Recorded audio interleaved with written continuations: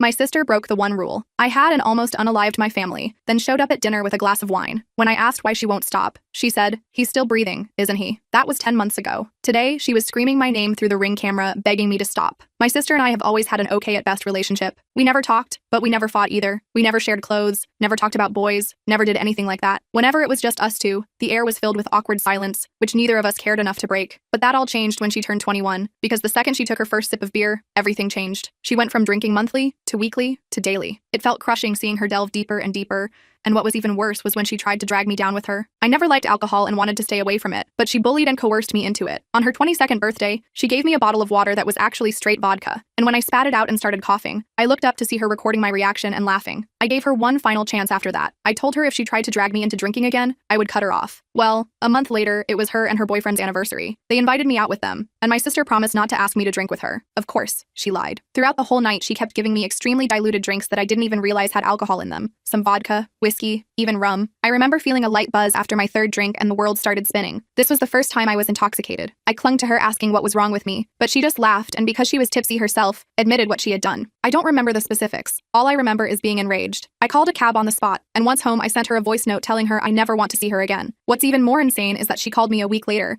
blaming me for ruining her party, because everyone looked at her like she was an eye-hole after finding out why I left. I didn't even respond, just hung up. Life went on without her. I soon met the love of my life. We got engaged, got married. My sister wasn't invited, never even attempted to reach out. But then, coincidentally, when I was pregnant, she sent me a message. She said she saw my Facebook post about having a baby with my husband on one of her friends' accounts, and seeing it made her realize nothing is more important than family. She apologized and begged for another chance. I was very reluctant, but eventually agreed. We met up for coffee at a little brunch spot, and even though she was nice and apologetic, she still had 3 glasses of wine, which let me know she was still drinking regularly. I asked about it, and she said alcohol was a part of her life she never wishes to give up, but she did promise that if let her back into my life, she'd never drag me into drinking again. I thought long and hard about it, and I agreed. I wasn't sure what to expect, but everything actually went fine. She respected my boundaries, never asked me to drink, and never got more than tipsy in front of me. But then last week she came over to my house, and that was when I realized resuming contact with her was the worst thing I could have done. This was the first time I'd let her come over after my baby's birth. I had warned her that she wasn't allowed to go near the baby if she drank, and she told me that was no problem. I still had a bad gut feeling about it, but the last year gave me good reason to trust her, so I pushed my worries away. But then she came over with 2 bottles of wine. We all had a pleasant chat, and even my husband had a glass. I, however, did not drink. My sister almost finished the 2 entire bottles herself and was quite hammered. Still, the evening was going okay, but then she asked to use the bathroom. I pointed her upstairs, and after waiting a few minutes, I went to check on her to make sure she wasn't getting sick. But when I went up, she wasn't in the bathroom.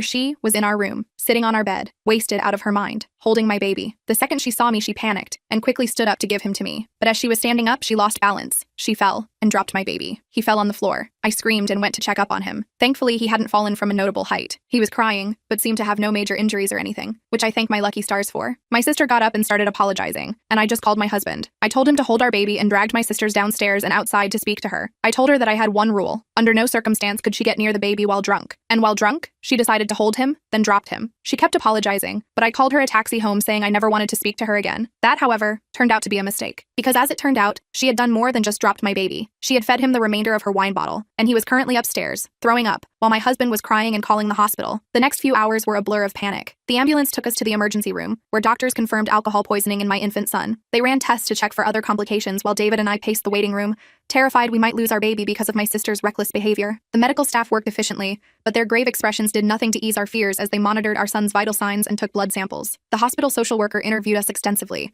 looking suspicious when we explained how our son had ingested alcohol. I could see in her eyes that she thought we might be covering something up. They started a mandatory child welfare investigation, making us feel like criminals when we were the victims. We had to answer the same questions repeatedly, describing the incident in excruciating detail while our baby received treatment in another room. I tried calling Megan repeatedly during this nightmare, but she wouldn't answer. Texts went unread, voicemails unheard. She had simply vanished after the ambulance took us away. David had made her leave our house, but we expected at least a call to check if Jackson was all right. Her complete disappearance only confirmed that deep down, she knew the gravity of what she'd done. After an agonizing night at the hospital, the doctors finally told us Jackson would be okay. There was no permanent damage detected, though they warned us that even small amounts of alcohol could potentially cause developmental issues that might not be immediately apparent. We'd need to monitor him closely and bring him for follow-up appointments. The relief nearly buckled my knees, and David and I clung to each other, sobbing with gratitude that our son had escaped serious harm. When we brought Jackson home the next day, I was filled with equal parts relief and rage. My sister had endangered my child's life and then disappeared without taking any responsibility. That afternoon, while Jackson napped under David's watchful eye, I drove to Megan's apartment, running on adrenaline and no sleep. My knuckles were white on the steering wheel as I rehearsed what I would say, determined to make her understand the consequences of her actions. I pounded on her door until her boyfriend Thomas answered, looking hungover and confused. He claimed Megan wasn't there and hadn't come home last night after visiting us. I showed him photos of Jackson in the hospital and explained what happened. The color drained from his face. His shock seemed genuine, suggesting Megan hadn't even told him what had transpired. She's been getting worse, he admitted, drinking more than ever. I've tried to help, but you make excuses for her. I finished his sentence. You're enabling her, and she almost killed my baby yesterday. The words came out sharp and clear, cutting through whatever defense he might have been preparing. He denied this, saying she'd been through tough times that I didn't understand. I lost it then, telling him exactly what I thought of both of them. Before leaving, I made it crystal clear. If either of them came near my family again, I'd have them arrested. His stammered apologies followed me down the hallway, but they meant nothing compared to my baby's safety. Back home, I found David holding Jackson, who was thankfully sleeping peacefully. We agreed immediately. My sister was permanently cut from our lives. We blocked her number, social media accounts, and email addresses. We installed a simple security camera at our front door. We documented everything that had happened for potential legal action if necessary. The decisions came easily. Our son's safety was non-negotiable. For a week, we focused solely on Jackson's recovery, taking turns monitoring him day and night. He seemed to be bouncing back well, showing no lasting effects from the ordeal. We were just starting to breathe easier when my phone exploded with messages from relatives. Megan had posted a tearful, clearly intoxicated video online claiming I was keeping her from her nephew out of spite. She described herself as a loving aunt who made one tiny mistake and was now being cruelly punished. The video had prompted a flood of family members to contact me,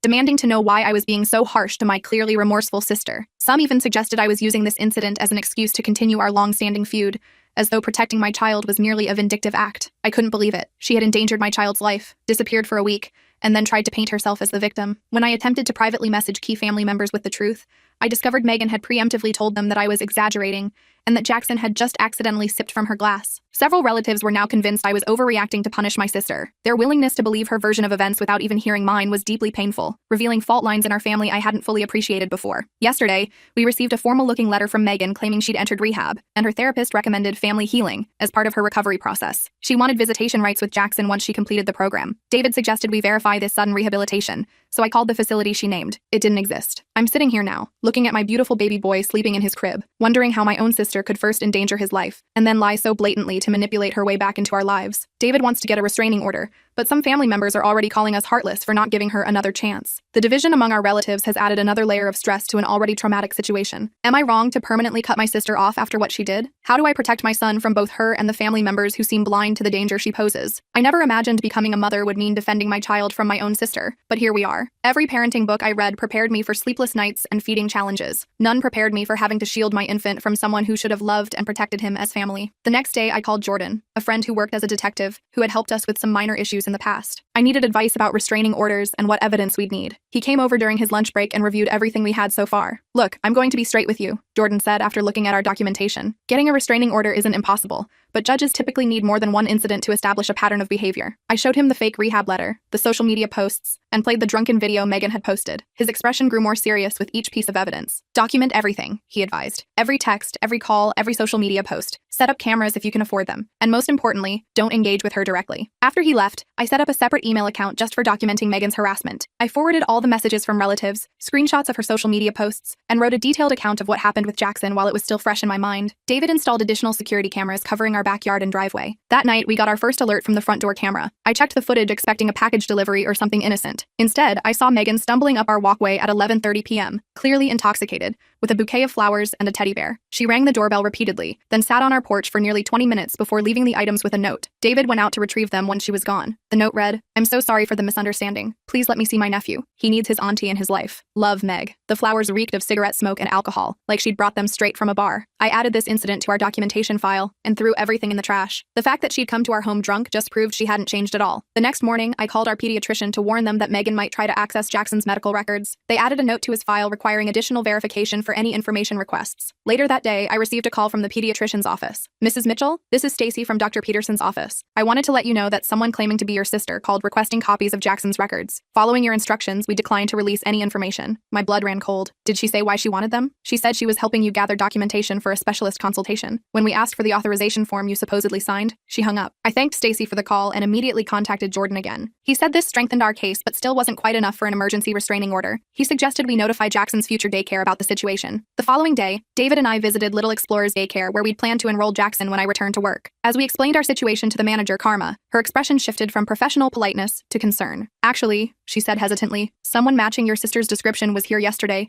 asking about enrollment procedures. She said she was thinking of registering her nephew and wanted to tour the facility. The realization that Megan was tracking our movements so closely made me physically ill. We showed Karma a photo of Megan and she confirmed it was the same person. We immediately decided against using that daycare and began researching home-based nanny options instead. That weekend, my mother called to invite us to Sunday dinner. Dad and I miss you all so much, she said. We promise Megan won't be there. We just want to see our grandson and talk through everything calmly. After discussing it with David, we cautiously agreed. This would be the first time my parents had seen Jackson since the incident, and despite everything, I didn't want to deprive them of a relationship with their grandson if Megan truly wouldn't be present. We arrived at my parents' house around 4 p.m. Mom greeted us with teary hugs, cooing over Jackson, who was awake and alert in his carrier. Dad gave David a firm handshake and kissed my cheek. Everything seemed normal as we settled in the living room, Jackson on a blanket for tummy time while Mom brought out coffee and cookies. Then I heard it, the unmistakable sound of my sister's laugh coming from the kitchen. My whole body tensed. Who else is here? I asked, though I already knew the answer. Before Mom could respond, Megan walked in from the kitchen holding a glass of wine. Surprise, she said with a smile that didn't reach her eyes. I thought we could finally talk things out. I didn't say a word. I simply picked up Jackson, grabbed the diaper bag, and walked straight to the door. I heard David behind me saying something to my parents about trust being broken, but I was already strapping Jackson into his car seat, my hands shaking with anger and betrayal. I drove home alone while David stayed behind to confront my parents about their deception. When he returned an hour later, his expression was grim. They admitted they set up the whole thing, he said, pacing our living room. They thought if they could just get us all in the same room, we'd talk it out, and everything would be fixed. Did they say anything else? Yeah, and you're not going to like it. Megan's been living with them for the past 3 weeks. Apparently Thomas kicked her out after learning what she did to Jackson. I felt like I'd been punched in the stomach. My parents had lied to our faces while harboring the person who had endangered their own grandson. The depth of their betrayal was incomprehensible to me. I cried that night for the family I thought I had, while David held me and promised we'd get through this together. The next morning, I sent a simple text to my parents. We need space from all of you right now. Please respect that. Then I blocked their numbers. David did the same. We needed time to process this betrayal and figure out our next steps without the constant pressure from my family. For a few days, things were quiet. We settled into a routine with Jackson, who was thriving despite everything. I focused on enjoying my maternity leave with him, trying to put the Megan situation out of my mind as much as possible. David returned to work, though he called to check in more frequently than before. On Thursday, I decided to venture out to the grocery store with Jackson. It was our first trip out together that wasn't a doctor's appointment, and I was feeling confident as a new mom. I put Jackson in his carrier, which I placed securely in the shopping cart, and began making my way through the store. I was in the produce section selecting apples when I felt that unmistakable sensation of being watched. I turned to see Megan at the end of the aisle,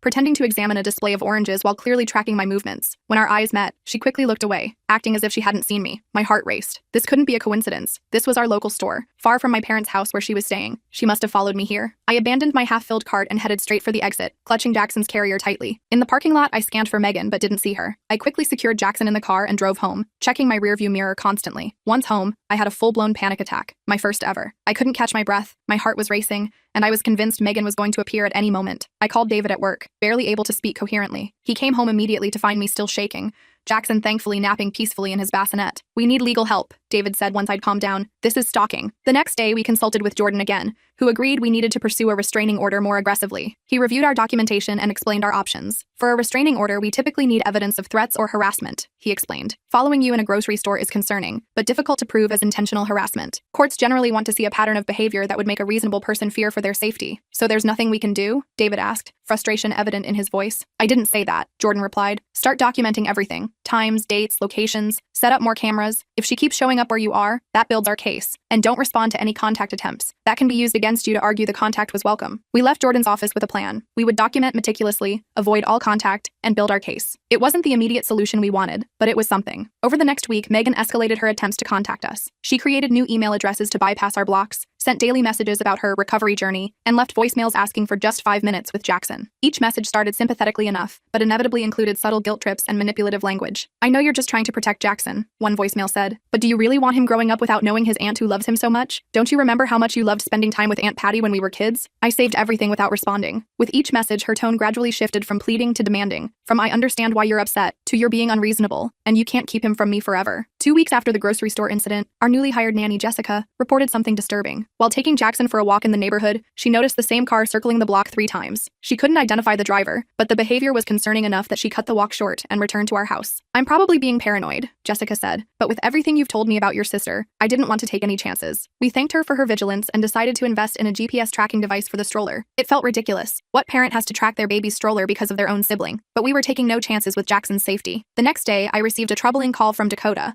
a mutual childhood friend who still had occasional contact with Megan. "I don't want to alarm you," Dakota said, "but Megan's been asking me some weird questions. She wanted to know what time you usually put the baby down for naps, and if you still keep a spare key under the planter like your parents used to." "What did you tell her?" I asked, trying to keep my voice steady. "Nothing. I told her I hadn't been to your new house and wouldn't know that stuff. She claimed she wanted to leave a special surprise for Jackson, but something felt off about it. I thought you should know." I thanked Dakota for the warning and immediately called a locksmith to change all our locks. We also changed our alarm codes and made sure every window was secured. That night, neither David nor I slept well, taking turns checking on Jackson and listening for any unusual sounds. Around 2 a.m., David nudged me awake. "There's a car parked across the street," he whispered. "It's been there for at least an hour." I peered through our bedroom blinds. Even in the darkness, I could make out the outline of Megan's distinctive hatchback. A figure sat in the driver's seat just watching our house. David pulled on jeans and a sweatshirt. "I'm going out there. Be careful," I warned, already reaching for my phone in case I needed to call 911. I watched from the window as David approached the car. The headlights suddenly switched on, temporarily blinding him, but he continued forward. I could see him speaking to the driver, his posture tense and defensive. After a brief exchange, the car pulled away from the curb and drove off. "It was her," David confirmed when he returned. "She claimed she was just making sure we were safe. When I told her I was calling the police, she took off." The next morning,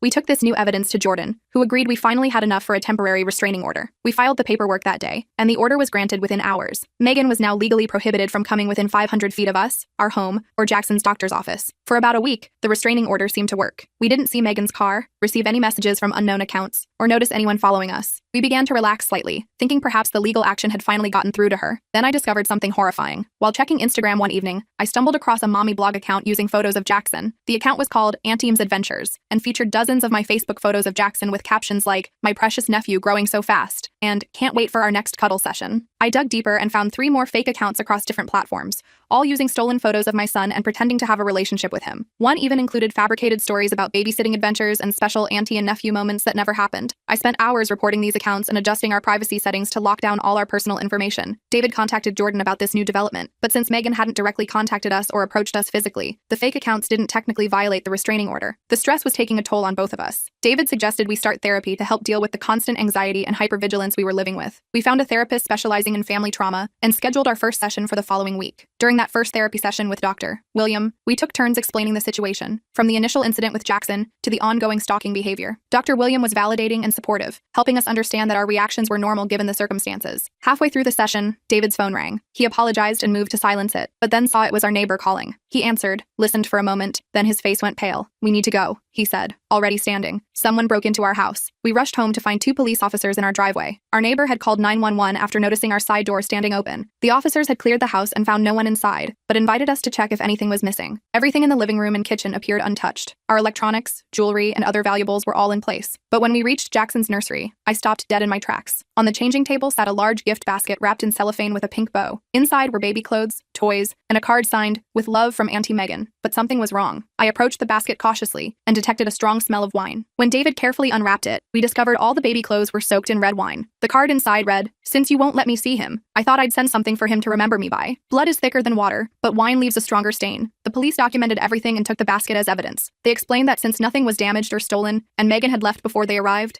they could only add this to our case file. The officer suggested we consider installing more security cameras and perhaps getting a dog as an additional deterrent. After they left, David and I sat on the couch in stunned silence. The violation of our home, specifically our baby's room, left me feeling violated and terrified. The wine-soaked clothes were a clear reference to the original incident and showed that Megan not only felt no remorse, but was actively taunting us about it. "We can't stay here," I finally said. "She knows where we live, she can get in anytime she wants, and the police can't do anything until after she's already done something." David agreed. "My parents have been asking us to visit. Maybe we could go stay with them for a while. They live in Lakeside. She wouldn't think to look for us there." The next day, we packed essentials for an extended stay, installed additional security cameras that would send alerts to our phones, and drove to David's parents' house in Lakeside. We didn't tell anyone where we were going, not even our close friends, fearing the information might somehow get back to Megan. David's parents, Michael and Barbara, welcomed us warmly, converting their home office into a temporary nursery for Jackson. They were horrified by our situation and promised to help however they could. Their house was in a quiet, gated community with good security, which gave us some peace of mind. For the first 3 days at his parents' house, I finally relaxed enough to sleep through the night. Being away from our home and the constant fear of Megan appearing gave me space to breathe. Jackson seemed to sense the change in atmosphere too. He was smiling more and fussing less. On the 4th day, my phone chimed with a text from an unknown number. "Nice place. The garden looks peaceful." My blood ran cold. I showed David the message, and he immediately went outside to scan the neighborhood. There was no sign of Megan, but the message was clear. She had somehow found us again. Michael, David's father, was a retired security specialist who had worked for various corporations. When we showed him the text, he immediately went into professional mode, helping us secure the house further and coaching us on safety protocols. "No established routines," he advised. "Vary your schedules, the times you come and go, different routes if you drive anywhere, and absolutely no social media updates, not even private ones." We followed his advice religiously, but Megan still managed to extend her reach. She somehow obtained David's parents' phone numbers and began calling them with elaborate stories about me keeping her from her only nephew. When that didn't work, she moved on to his extended family, forcing us to have uncomfortable conversations with aunts, uncles, and cousins, explaining why a woman they'd never met was contacting them about our baby. Meanwhile, the court date for our permanent restraining order was approaching. We gathered all our evidence, the hospital records, police reports, photographs of the wine-soaked baby clothes, records of the fake social media accounts, and statements from witnesses like Dakota and Jessica. Jordan was confident we had a strong case. The day before the hearing, we received notice that Megan had hired her own attorney, a surprisingly high-profile lawyer known for aggressive tactics. How she afforded him, I had no idea, but his involvement raised the stakes significantly. In court, I presented our case as calmly and factually as I could, despite my nerves. I detailed how Megan had endangered Jackson by giving him alcohol, her subsequent stalking behavior, the break-in, and the ongoing harassment. Our documentation was thorough and well-organized, thanks to my obsessive record-keeping over the past weeks. Then Megan's lawyer stood up. He portrayed her as a struggling alcoholic who had made one terrible mistake and was being unfairly punished while trying to recover. He claimed I had a history of exaggerating Megan's behavior due to childhood jealousy, and that I was using this incident to permanently cut her off from family connections she desperately needed for her recovery. "My client has enrolled in rehabilitation, Your Honor," he said smoothly. "She acknowledges her grave error in judgment but is actively seeking help. Permanently severing family ties through this order would be detrimental to her recovery and denies the possibility of supervised reconciliation in the future." The judge asked several pointed questions of both sides, then announced he would take a 30-day continuance to review all evidence before making a final decision. In the meantime, the temporary restraining order would remain in effect. We left the courthouse feeling deflated. We'd hoped for immediate resolution, but now faced another month of uncertainty. As we walked to our car, I spotted my mother standing near the courthouse steps. She approached cautiously, looking thinner and more tired than I remembered. "Can we talk?" she asked. "Just for a minute." David squeezed my hand but stepped away to give us privacy. I crossed my arms defensively, not ready to forgive her betrayal. "Megan told us she's having suicidal thoughts," my mother said without preamble. "She says being cut off from family is killing her. Can't you drop this restraining order and let us work together as a family to help her?" I couldn't believe what I was hearing. "Mom, she gave alcohol to my infant son. She broke into our house. She's stalking us. And you want me to just forgive and forget because she says she's suicidal?" My mother looked down. "We're just trying to help both our daughters. Is that so wrong? How did she find us at David's parents' house?" I asked suddenly, a suspicion forming. My mother's guilty expression confirmed my fears before she spoke. "I might have mentioned where you were staying. I didn't think it was a secret." The betrayal hit me all over again. My own mother had compromised our safety, all while trying to guilt me into dropping protections for my child. I took a deep breath, fighting back tears. "We're done here," I said quietly. "Don't contact us again until you decide which daughter's well-being you actually care about." I walked away, joining David at the car. As we drove back to his parents' house, I explained what had happened. We decided it was time to cut contact with my parents as well, at least temporarily. They had proven they couldn't be trusted with even basic information about our whereabouts. That evening, David's mother handed me a sealed envelope that had been dropped off while we were at court. "A young man delivered this," she explained. "He said it was important." Inside was a handwritten letter from Thomas, Megan's ex-boyfriend. He explained that he'd broken up with her after witnessing her obsession firsthand and wanted to warn us about her deteriorating mental state. "She talks about rescuing your baby all the time," he wrote. "She's drinking heavily again and has a whole wall covered with photos of him printed from your old social media. I'm truly scared for what she might do and thought you should know." We immediately provided this information to Jordan and the police, who finally began taking our concerns more seriously. Jordan filed an addendum to our restraining order request, including Thomas's letter as new evidence. The night before our rescheduled court date, the security system at David's parents' house triggered an alert. The cameras captured Megan attempting to enter the backyard by scaling the fence. The alarm had activated automatically, sending her running before she could get fully over the fence. The footage clearly showed her face, giving us fresh, undeniable evidence of her violating the temporary order. In court the next morning, the judge reviewed both the original evidence and the new developments. This time, Megan appeared surprisingly composed. She wore a conservative dress, minimal makeup, and kept her eyes downcast in an appearance of contrition. Her attorney presented a new narrative. Megan had recognized her problems and was actively seeking treatment for alcohol addiction. He submitted paperwork from a treatment facility as evidence of her commitment to change. When given my chance to speak, I delivered an emotional but fact-based account of everything that had happened. I explained that while I wished my sister well in any genuine recovery effort, her repeated violations of boundaries and the escalating nature of her behavior made me fear for my family's safety. Your Honor, I said, my voice catching despite my best efforts. I wake up every night checking that my baby is still breathing in his crib. I can't go to the grocery store without looking over my shoulder. My sister gave alcohol to my infant, broke into our home, and has now followed us to a different city. This isn't about punishment, it's about protection. The judge considered all the evidence, particularly the recent security footage showing Megan's attempt to enter David's parents' property. He granted the permanent restraining order immediately, ordering Megan to stay at least 1,000 feet away from me, David, Jackson, and any residence or workplace associated with us for a period of 3 years. We felt momentary relief as we left the courthouse, but it was short-lived. Within hours, Megan violated the order by sending an email from a new address. No piece of paper will keep me from what's mine. Blood doesn't smudge away with a judge's signature. We forwarded it immediately to the police in Jordan, who advised us that this violation could result in her arrest. Officers went to Megan's last known address to serve the restraining order and potentially arrest her for the immediate violation, but discovered she had vacated her apartment days earlier. What they found there was disturbing. According to the officer who called us, her apartment was filled with empty liquor bottles and a wall covered with printed photos of Jackson, some taken from social media, others clearly photographed through windows or from a distance. There were also maps with our routines noted, including Jackson's usual nap times and when David typically left for work. An alert was issued for Megan's apprehension, which only intensified our fear. Not knowing where she was or when she might appear next meant we couldn't let our guard down for a moment. We decided to remain at David's parents' house rather than return home, feeling at least somewhat safer with the gated community and additional security measures. 3 tense days passed with no sign of Megan. We began to hope that perhaps she'd left the area entirely, seeking a fresh start somewhere else. David even ventured back to our house briefly to collect more of our belongings, reporting that everything seemed untouched since we'd left. On the 4th day, Jessica took Jackson to the community park within the gated neighborhood. David's mother went along, giving me my first hour alone in weeks. I used the time to shower and actually blow dry my hair, small acts of self-care that had become luxuries in our constant state of vigilance. My phone rang just as I was finishing. It was Jessica, her voice tight with controlled panic. "I think I just saw your sister," she said quietly. "There's a woman who's been following us around the park for the last 20 minutes. She's keeping her distance, but I recognize her from the photos you showed me." My heart raced. "Where are you now?" "Near the playground. Your mother-in-law is with Jackson on the swings." I stepped away to call you. "Stay with them," I instructed. "David will be there in 2 minutes. I'm calling the police." I hung up and immediately called David,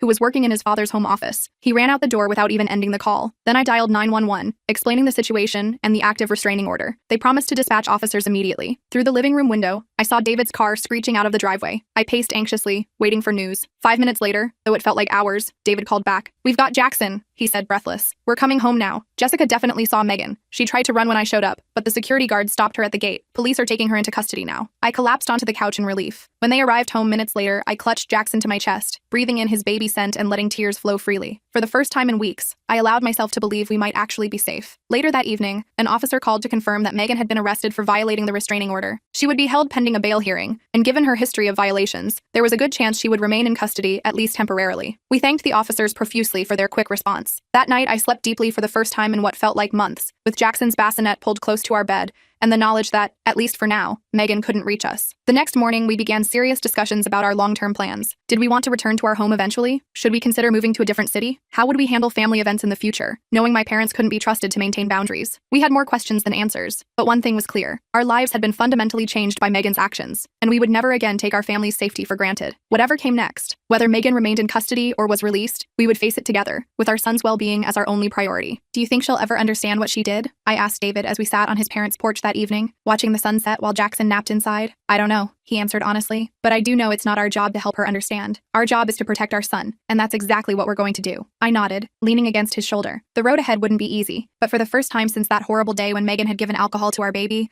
I felt like we might actually find our way through this nightmare. The bail hearing was set for the next morning, and David insisted on attending to make sure the judge understood the severity of the situation. His mom offered to stay with me and Jackson, which was a relief since I wasn't mentally ready to face Megan again so soon. When David returned a few hours later, his expression was a mix of relief and concern. "She got bail," he said, dropping onto the couch beside me. "But there are conditions. She has to wear an ankle monitor to track her movements, submit to weekly drug and alcohol testing, and stay at least 1,000 feet from us at all times." "How did she seem?" I asked, bouncing Jackson gently on my knee. "Oddly calm. Her lawyer did most of the talking. She just sat there staring straight ahead. The only time she showed any emotion was when they mentioned the alcohol monitoring. She actually argued with her lawyer about it. That didn't surprise me. Even with everything at stake, alcohol was still her priority. We decided to remain at David's parents' house a while longer, not quite trusting the monitoring system to keep us safe. Jackson seemed happy enough with the arrangement, thriving under the additional attention from his grandparents. 2 weeks later, we received a call from Jordan. He'd been keeping tabs on Megan's case and had news. They did a full substance abuse evaluation as part of her bail conditions, he explained. The assessment revealed more than just alcoholism. The psychologist found concerning personality disorder traits that might explain her fixation on your son. What does that mean for us? I asked. The court has ordered her to undergo dual treatment, both for alcohol addiction and for her mental health issues. It's actually a good thing. She'll get more comprehensive monitoring than just for the drinking. I felt a strange mix of emotions at this news. On one hand, it was validating to hear professionals confirm what we'd suspected, that Megan's issues went deeper than just alcohol. On the other hand, a diagnosis didn't undo the trauma she'd caused or guarantee she'd actually improve. About a month into Megan's court-mandated treatment, we received a formal letter from her therapist. They were requesting a supervised family session as part of her treatment plan. The letter emphasized that our participation was entirely voluntary and would only occur in a controlled, therapeutic environment. David and I discussed it with our own therapist, Dr. William, who we'd continued seeing through video sessions. I'd advise against it at this early stage, he said. Megan needs to show sustained progress in her individual therapy before family involvement would be beneficial. And even then, I'd recommend starting with just you two adults, not including Jackson. We sent a polite but firm response declining the invitation, explaining that we weren't ready for direct contact. To our surprise, the therapist responded with understanding, saying they would continue working with Megan individually and might reach out again in the future if appropriate. Around this time, my parents made another attempt at reconciliation. My father called David's cell phone, knowing I probably wouldn't answer if they tried me directly. "Please just listen," Dad said when David reluctantly put him on speaker. "Your mother and I have been doing a lot of thinking. We spoke with Megan's doctors too. We understand now that we've been enabling her behavior for years, making excuses instead of holding her accountable. That's great, but it's a little late," I replied, not bothering to hide the bitterness in my voice. "We know," Mom chimed in, apparently also on the call. "We failed both our daughters. We failed you by not protecting you from her behavior, and we failed her by not getting her help sooner. But she is truly changing this time. The doctors say her progress is remarkable." I sighed, exhausted by the cycle of hope and disappointment. Even if that's true, protecting Jackson comes before anyone's feelings, including yours, including hers, and including mine. There was silence on the other end, then my father's voice, softer now. "We understand that. For the first time, I think we really do." I didn't make any promises, but I did agree to let them continue receiving updates about Jackson through email and photos. It was a small concession that cost me nothing but might help rebuild some kind of relationship eventually. Still, I made it clear that any information shared with Megan would result in immediate cutting of communication again. 6 months passed with relative calm. According to reports from her treatment facility, Megan was complying with all requirements. She attended therapy sessions, maintained sobriety, verified by testing, and hadn't violated the restraining order or monitoring conditions. We gradually settled into a new normal, eventually returning to our own home after installing a comprehensive security system that would make a bank vault jealous. Then a formally worded letter arrived, delivered through her therapist as allowed by the court. In it, Megan acknowledged her actions without excuses or manipulation. She expressed remorse for endangering Jackson and for the subsequent stalking behavior. She didn't ask for forgiveness or access to Jackson, just acknowledged the harm she had caused and her commitment to recovery. I read it several times, analyzing every word for hidden manipulation or guilt trips. Finding none, I showed it to David. "What do you think?" he asked. "I don't know," I admitted. "It seems genuine, but we've been fooled before. I'm not ready to respond, but I won't throw it away either." We decided to acknowledge receipt of the letter through her therapist, but maintained our position that direct contact wasn't currently on the table. The therapist continued sending occasional updates, all indicating significant improvements in both Megan's sobriety and understanding of boundaries. I remained cautious, insisting on concrete evidence of change. Over an extended period before considering any kind of reconciliation, we agreed to receive updates but refused direct contact until she demonstrated at least 1 year of stability. It was a hard line, but one David fully supported. Some family members called us stubborn, but they hadn't lived through what we had. 14 months after Megan's arrest, her therapist reached out again, proposing a carefully controlled meeting in their office. The idea sent me into an anxiety spiral. Despite all evidence of Megan's progress, the thought of facing her brought back all the fear and trauma. David suggested a compromise. "What about a video session first? That way we could disconnect immediately if things went south." It seemed like a reasonable middle ground. We scheduled the session for the following week, with her therapist moderating and our therapist, Dr. William, joining to support us. When Megan's face appeared on the screen, I was struck by how different she looked. Her complexion was clearer, her eyes brighter and more focused. The slightly bloated appearance that comes with heavy drinking was gone. She seemed genuinely transformed. "Thank you for agreeing to this," she began. "I know it couldn't have been an easy decision." For the next hour, she spoke candidly about her recovery journey. She acknowledged the harm she'd caused without excuses, taking full responsibility for her actions. She talked about the work she'd done to understand the roots of her alcoholism and her unhealthy fixation on Jackson. "I was trying to fill an emptiness inside me," she explained. "When you got pregnant, I convinced myself being an aunt would give me purpose. Then when you rightfully kept me away after what I did, that obsession just grew." I listened silently, monitoring my own emotional reactions while trying to assess her sincerity. "I hope someday I can be an aunt to Jackson in whatever capacity you deem appropriate," she said toward the end of the session. "But I understand that may never happen, and that's a consequence of my actions that I have to accept. That comment triggered my protective instincts. I appreciate your progress, I said carefully, but I need to be very clear. Access to my child is not on the table in any foreseeable future. Any relationship we might rebuild would be between us as sisters only. To my surprise, she nodded without argument. I understand completely. That's a totally reasonable boundary. After several more video sessions over the course of 2 months, we cautiously agreed to an in-person meeting at her therapist's office. When Megan arrived, she was carrying a gift bag. "This is for Jackson," she said, holding it out. I immediately stiffened, thinking of the wine-soaked clothes from before. "We discussed no gifts," I reminded her. "You're right. I'm sorry." She set the bag aside without protest. Old habits. I should have respected that boundary. The fact that she accepted this correction without defensiveness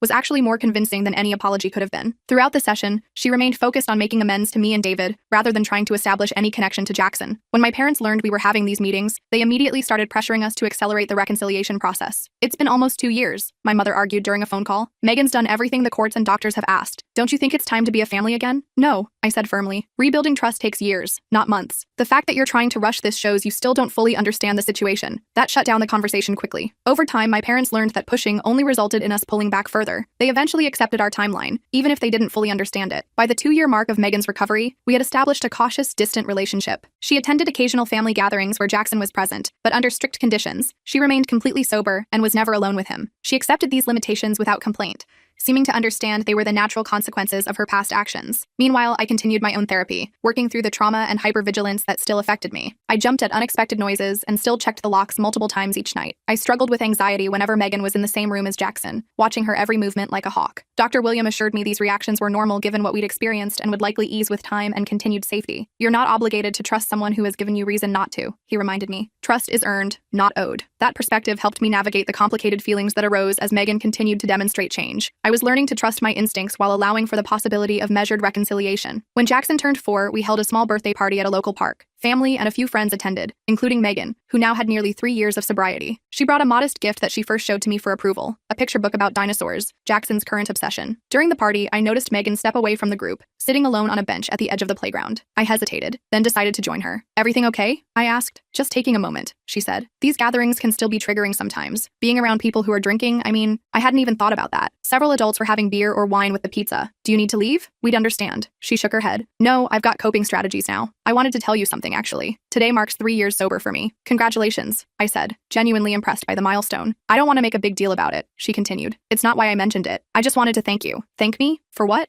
"For maintaining your boundaries. If you had given in when I was manipulating everyone, if you had allowed me back into your life easily, I probably wouldn't have gotten the help I needed. Your refusal to accept my behavior forced me to actually confront my issues." I didn't know what to say to that. After a moment, I simply nodded and said, "I'm glad you're doing better." As I walked back to the party, I realized we had found a new equilibrium. Not the close sisterhood I might have dreamed of as a child, but a carefully managed relationship built on hard-earned respect. Jackson's safety and well-being remained the non-negotiable priority, but there was room now for cautious interaction. Last week, Megan celebrated 4 years of sobriety. She moved to a neighboring town for a job in addiction counseling, using her experience to help others. She maintains appropriate boundaries, always checking before sending gifts for Jackson's birthdays and holidays. She never asks for unsupervised time with him and respects our parenting decisions without question. Sometimes I catch myself watching her interact with Jackson during family gatherings, him showing her his latest Lego creation, her responding with appropriate interest. In those moments, I feel a complex mix of emotions, lingering wariness, sadness for what might have been in a different reality, but also a measured appreciation for the work she's done to change. Jackson knows a simplified version of our history. We explained that Auntie Megan was very sick when he was a baby and made some bad choices that meant she couldn't see him for a long time. He accepts this with the straightforward logic of children, neither particularly attached to her nor afraid of her. As for me, I've come to accept that some wounds never fully heal. I doubt I'll ever completely relax when Megan is around Jackson. I'll probably always have that instinctive urge to move closer when she interacts with him, but the acute fear has subsided, replaced by a vigilant caution that feels manageable. David and I recently discussed having another child. The conversation brought up unexpected anxiety for me. Memories of those terrifying days with Jackson flooded back, but David gently reminded me that we're not the same people we were then. We're stronger, more prepared, with boundaries firmly in place. "We can't let fear of what happened in the past stop us from building our future," he said, holding my hand across the kitchen table. He's right, of course. The best revenge against trauma is to not let it control your life forever. We're moving forward cautiously, but deliberately, holding our boundaries firm while allowing for the possibility of growth and change. I still have the letter Megan sent from treatment all those years ago. I keep it as a reminder of how far we've all come, but also as evidence should we ever need it again. Trust, once broken, is never quite the same. But life continues, and families evolve. Ours certainly looks different than I ever imagined, shaped by crisis and painful reckonings, but ultimately stronger for having weathered the storm. Sometimes people ask if I've forgiven forgiven my sister? That's a complicated question without a simple answer. I've accepted the reality of our relationship as it exists now. I've acknowledged her work toward change. But forgiveness implies forgetting. And as a mother, I can never forget. Instead, I found something more practical and sustainable. A cautious peace built on clear expectations and demonstrated behavior rather than promises or obligations. That's the thing about real life. It rarely wraps up with neat bows and perfect resolutions. Sometimes the best ending isn't reconciliation, but a clearer understanding of necessary boundaries. Sometimes heroism looks like simply protecting your child, day after day,